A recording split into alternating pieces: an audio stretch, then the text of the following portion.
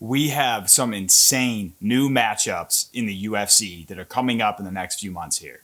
Before I dive into the matchups, I just want to say thank you for stopping by my channel, Fight Feed. If you are a fan of MMA, I implore you to subscribe to Fight Feed. I will be continuing to post tons of MMA content, whether it be some new MMA news that just came out, whether it be picks and predictions for each fight card, or even staying on top of my UFC pick tracker that is going to include several MMA creators tracking all of their picks from start to finish for the rest of the year. And this fight tracker is actually going to be going from International Fight Week through the end of 2025. That is my plan. So make sure you subscribe to my channel and also turn on that notification bell so you can stay on top of all the new posts that I will be making, especially for that pick tracker. Now, diving into some of these fresh matchups that are happening in the UFC that I wanted to talk about. Obviously, there's the top one that I think all of us are a bit upset about is Movsar Evloev versus Aaron Pico de Gallo. I have no idea why this fight is even happening. I do believe that Movsar Evloev is already the number one contender. He should be. If you go on UFC's website, though, it's not going to show that. It's going to show Ilia Topuria is still number 3 contender.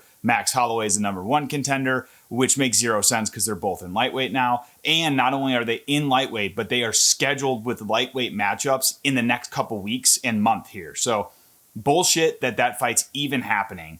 But it's also a little bit odd because Yair Rodriguez, as you guys have probably seen my other video that I did talking about Yair Rodriguez and how he's lost his mind, Yair was offered a fight against Diego Lopez that he apparently turned down due to injury, which says to me Volkanovski, being an aging champion already, is just stuck on the sidelines waiting for something to happen here. Like, what do you guys think about that? I think it's bullshit that Volk reattains this belt at age 36. He breaks that curse that we all know about, in the weight classes below 170. And for whatever reason, the UFC's grandiose idea is letting Volk sit on the sidelines and not be active when we know he wants a matchup as soon as possible. So it'll be very interesting to see what happens, because if Pico does, by the slim chance, beat Movsar, I feel like he does not deserve a title shot whatsoever, in my opinion. Like, you can't just come into the UFC with one fight and get a title shot unless you're Michael Chandler. So I guess it is a Bellator thing to just give these guys a title shot off the rip or off of a very, I don't even know how to say it. Like, this matchup is kind of a great matchup for Aaron Pico because he does pose danger on the feet. I feel like Movsar should have already had his title shot. And that whole post from Dana White where he's like, Movsar's, it's crazy, guys. If you go watch that post of Dana White, he literally says, if Movsar should beat Pico, he's probably the one next up in line for the title shot. Like, he doesn't say probably. I don't know exactly what he said, guys. I'm just kind of paraphrasing here. But what I took away from Dana's comments is that Movsar is like, yeah, he might get the shot. It doesn't even feel like written in stone. Like, because Dana's, the way that he said it, it just was not convincing that, hey, this is, you do this, you get this. It doesn't sound like that. And I know that the UFC has kind of done this in the past where Shavkat Rakhmonov is in a matchup against Bilal Muhammad at the end of December, or in the beginning of December, but the end of 2024. Bilal has to pull out due to injury. No problem there. And Shavkat, instead of saying, like, you know what? I've already got this title shot lined up. I'm just going to wait for Bilal to be healthy. Shavkat does the real thing and says, I'll put on for the UFC and I'll do a number 1 contenders matchup against Ian Gary. Shavkat does this on short notice. Ian Gary steps up too, so you got to give him credit there. But Shavkat goes out there, beats Ian Gary, but he gets injured. And now, like, the MMA community has completely, like, gone against the fact that Shavkat did a favor for the UFC. And, like, we're all basically saying now Shavkat doesn't get that next title shot. Like, he's going to have to prove himself again. And I just feel like, so the UFC makes these grandiose plans or does a handshake deal behind the scenes that doesn't end up actually going through. And that worries me for Movsar, because if Movsar goes out there, beats Pico, but maybe it's not like the most exciting performance, does the UFC just move on from giving him that title shot? who knows? They've already done it to him several times. So it'll be interesting to see what happens with that matchup. Talking about some other matchups I'm actually excited for. Tell me this is not the UFC pulling an Islam Makhachev saying, when Islam said, put him on Ankalaev. The UFC has now done that. And I feel like Dana White is saying to Torrez Finney, put him Bekoev. Bekoev has been the fucking Russian marauder who is just demolishing grapplers, okay? So you got Zach Reese. He goes out there, knocks his ass out ground and pound style. And then, not animal style like in and out, but ground and pound style. Anyways, getting into the next fight he goes up against Ryan Loder, who's like this Division I, very solid wrestler. Ryan Loder made a great showing of himself just by eating as much shots as he did.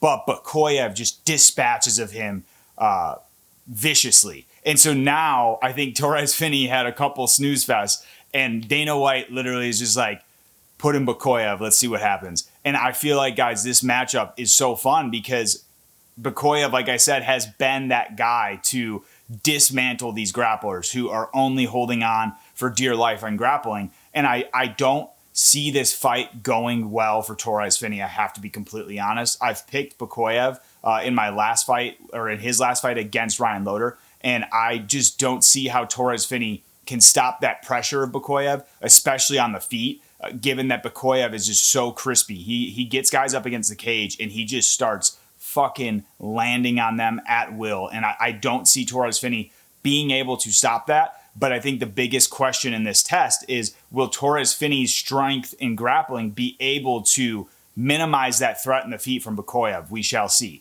That's actually a very fun matchup that's happening in the beginning of August. And then obviously, guys, I know the UFC has released the full Chicago card. Honestly, it doesn't look that great. And I don't want to...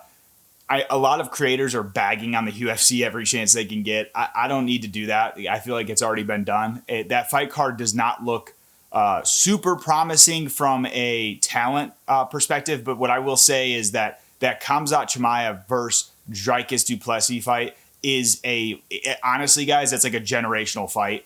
If we really think about it, that fight is probably going to be one of the biggest fights of this current era of the UFC. This, I think, likens to, if you go back in time and look at like some of the GSP title fight matchups, or even like John Jones versus Rampage Jackson. Even like to me, this fight is big as a Brock Lesnar versus Frank Mir. I feel like this fight is huge. It's a big fight for the UFC. So I do think that the UFC is very heavily waiting on that card with that matchup that you have Khamzat versus Dricus. So it's like they're kind of filling the rest of the card with some bullshit. But it will be a very interesting fight. I don't know how it goes. I've been seeing some of Khamzat's training footage. He looks crispy on the feet. I think that Dricus is too durable. And I think that Dricus is his way of just, the drunk kung fu style, guys. Like the way that he finds, he just pulls wins out. He finds a way to win. And it's hard to imagine Khamzat not getting gassed in those championship rounds should the fight make it there. And I think Dricus has proved when he's the hammer, fights don't tend to make it that far. He usually actually closes fights out sooner. But when Dricus is a bit of like the nail, like if you go back and watch his fight with Israel Adesanya, he was pretty much the nail for most of the fight until he wasn't. And so the way I see that is Dricus has showed he has this scrappiness to hang into a fight and get it to the championship rounds when he's not necessarily winning on the feet or, in grappling exchanges. But I will say, I don't think that Dricus has really matched up with a true grappler in the sense that Khamzat is. So it'll be very interesting to see how that fight goes. Comment below, who do you guys think is going to win between Khamzat Chimaev and Dricus Du Plessis? Some other matchups I wanted to talk about, just, this is kind of jumping back to current times. We have Brandon Royval versus Joshua Van. I think this fight is actually super fun. I know Manel Kape got injured, so it'll be very interesting to see how Joshua Van does stepping in there. He is on short notice here, guys, only a few weeks, but he did just come off of a fight in a camp. The thing that I disagree with, though, is like Brandon Royval said, like, oh, it's not really short notice for him because he's coming out. Like, he just had a camp and a fight. the one thing that I feel like is unfair there is Joshua Van, although he had a pretty dominant win recently, he did have, like, he got kicked quite a bit in the leg. He took a little bit of damage in his last fight. And I don't think it's necessarily fair to say just because you had a fight camp and a fight that you're like automatically ready to step back in there 3 weeks from the date. I feel like that's not necessarily fair to Joshua Van, because from a recovery perspective, he probably had to wait a few days before he could even start training again, which is not ideal. And then also, like, usually after that fight, you get that huge adrenaline dump. He's probably wanting to, like, celebrate. And now he's kind of going right back into a mini camp to fight a guy in Brandon Royval who's no fucking joke. Brandon Royval is one of the most talented flyweights in the world. And so this fight is very intriguing for that alone. I don't know how this fight goes. I feel like Joshua Van has a very crispy style. His jab is very on point. He has a way of being able to link and put combos together against his opponents. It'll be interesting to see how Royval handles that. But Royval also has very good footwork that Joshua Van's going to have to, try to work around.